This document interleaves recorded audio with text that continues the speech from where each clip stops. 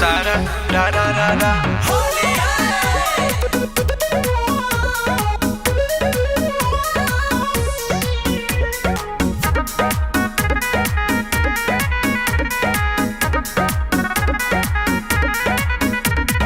होलिया में देवरन के रंग डाल के जुगाड़ कर भौजी हो बोलो ना ये देवर बाबू।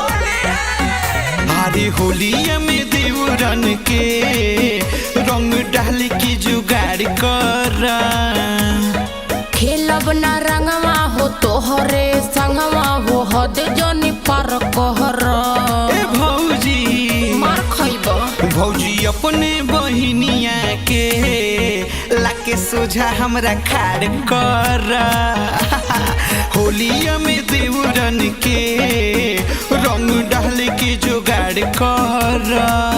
अच्छा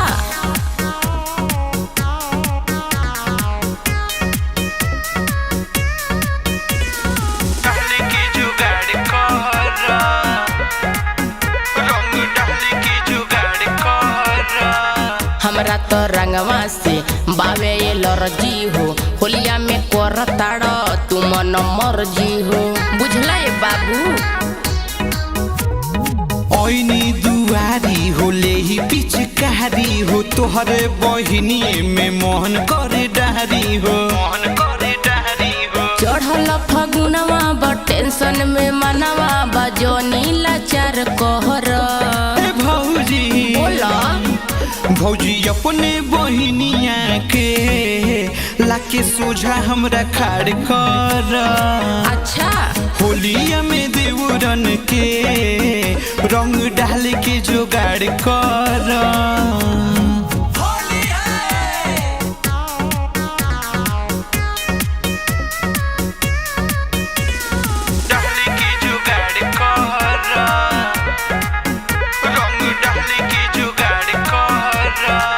होलिया में सैया संग है बानी हम बिजी हो सैया के रंगवा से देहिया भेजी हो समझ में आइल।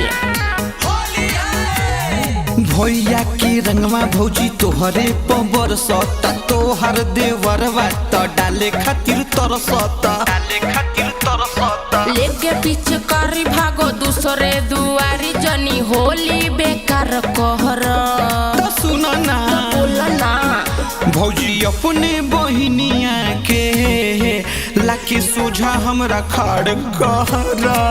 ना होई होलिया में देवरन के रंग डाल के जुगाड़ कर।